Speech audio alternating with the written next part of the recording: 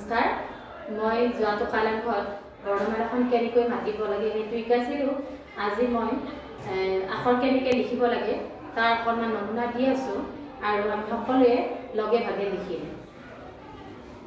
এয়া সকলোৰে বহীবিলাক এনেকুৱাকৈ ৰুল টানা থাকে আৰু আমি ফলিত লিখিব লাগিলে যেতিয়া বৰ্ডত লিখোঁ বা ফলিত লিখোঁ তেতিয়া এনেকৈ চিহ্নবিলাক আঁকি লওঁ, ঘৰবিলাক আঁকি লওঁ।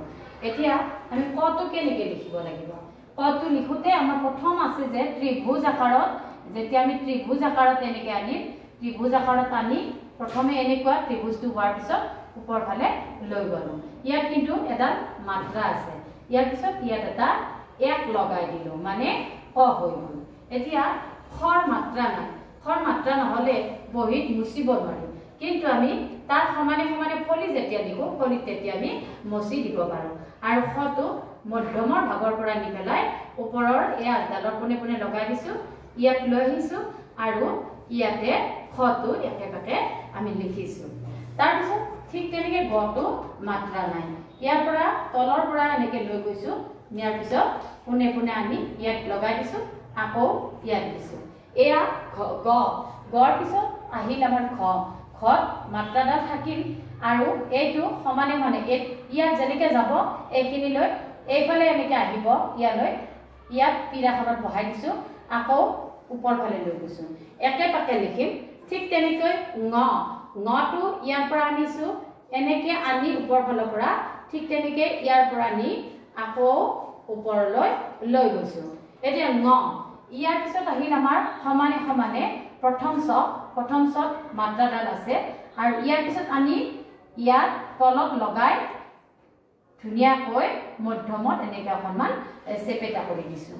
দ্বিতীয় চ হ'ব লাগিলে ওপৰৰ মাত্ৰাডাল দিলোঁ, প্ৰথমে প্ৰথম চখিনি সৰু, তাৰপিছত এই কঁকালখনৰ পৰা এই দুই আকৃতিত লগাই দিছোঁ, ইয়াক কোৱা হ'ব দ্বিতীয় চ। ইয়াৰ গড় সমানে সমানে বৰ্গীয় জ মাত্ৰাডাল দি ল'লোঁ, এনেকৈ অকণমান বেকাকৈ আনি এই তলত লগাই আমি বৰ্গীয় জটো লিখিব পাৰোঁ। জৰ মাত্ৰা নাই, এনেকৈ আকৌ ত্ৰিভুজৰ নিচিনাকৈ আনিছোঁ, আনি ওপৰ ফালে লগাই দিছোঁ। এতিয়া অকণমান এনেকৈ দিছোঁ আৰু ইয়াত এখন বেৰ টাইপৰ কৰি লগাই দিছোঁ, এইটো হ'ব জ।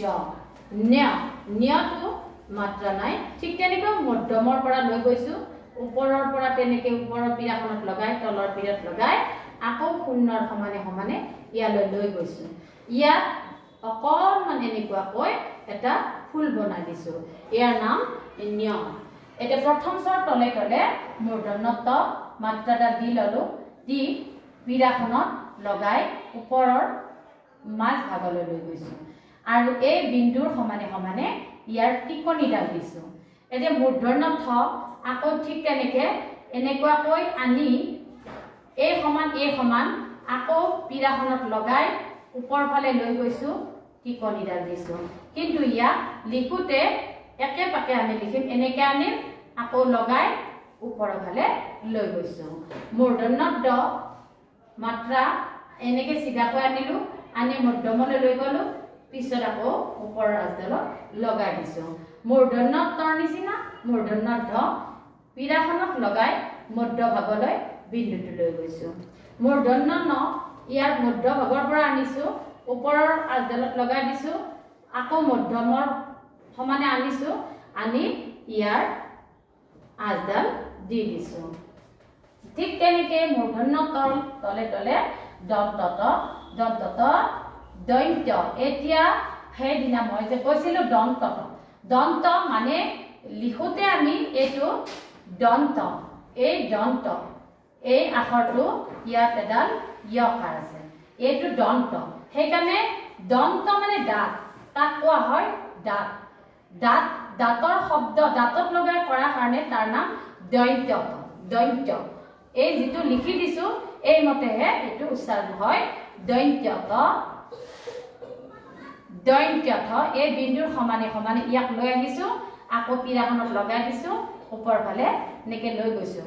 কিন্তু ইয়াক লিখোঁতে একফালৰ পৰা এনেকৈ আনি আকৌ তলত লগাই ওপৰ ফালে একেপাকে।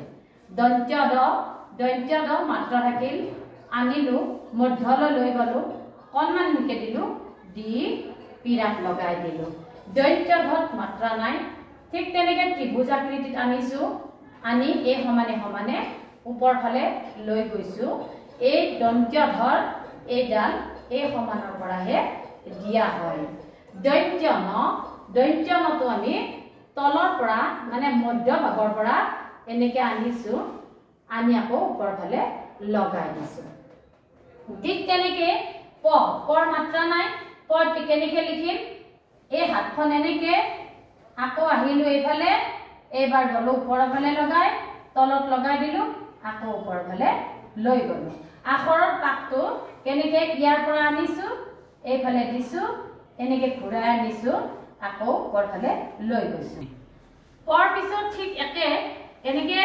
মধ্যলৈ আনিছো সমানে সমানে ইয়ালৈ লৈ আহিছো এই মাথা দুটা সমান আকৌ এনেকে পীড়াত লগাই দিছো এইখিনি লৈ ওপৰ ফালে লৈ যাম এটো হ ইয়া এনেকে আনিলো এইফালে আনিলো আকৌ লহিলো ইয়াত এটা নাম দিলো হ এতিয়া বৰ মাত্ৰাডাল দিলো ত্ৰিভুজ আনিলো এইফালে গল ঠিক তেনেকে হৰ নিচিনা ওপৰত লগাই দিলো এতিয়া ভ হলে ইয়াত বিন্দুটো আনি এই সমানে সমানে বিন্দুৰ সমানে সমানে এই পাকটো যাব আৰু পীড়াখনত বহাই ইয়াৰ ওপৰ ফালে গুচি যাব ম ঠিক তেনেকে এনেকে আনি একৰ নিচিনা কৰি বিন্দু আনি পীড়াত লগাই ওপৰ ফালে দি দিছো ম অন্তস্থ জ অন্তস্থ অন্ত